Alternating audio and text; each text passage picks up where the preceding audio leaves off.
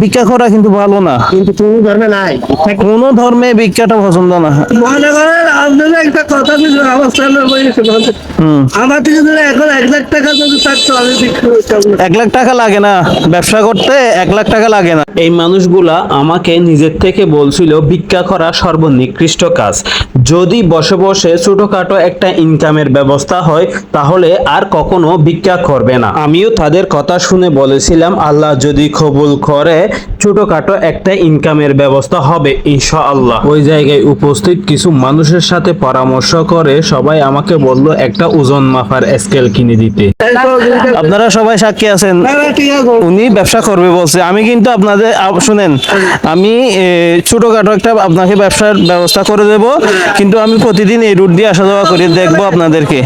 ওই ব্যবসা যদি আপনারা ভালো করতে পারেন আমি আবারও পুঁজি দিয়ে বড় করে দেব। এরপর আমি বাজারে গিয়ে ওনার জন্য একটা ভালো থেকে স্কেল কিনে নিয়ে আসি মানুষ ওজন করার জন্য। কিন্তু এরপরে কি হয় ভিডিওটা দেখতে থাকুন। এই জায়গায় তো ছিল ওরা। ও এদিকে আসেন।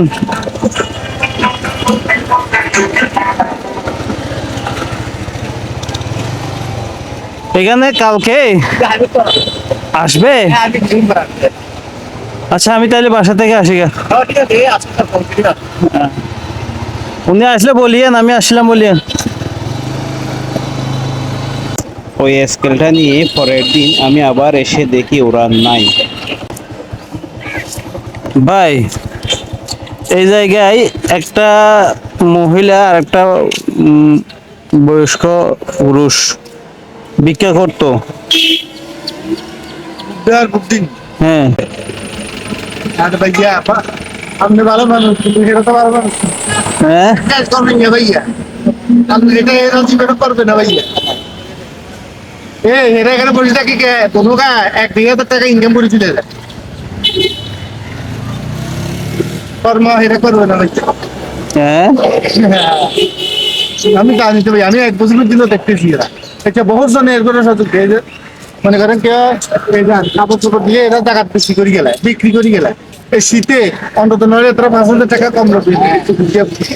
সবাই আনি দে, সবাই চোখে পড়ে, সঙ্গে সঙ্গে এরা বিক্রি করে টাকা পাবে।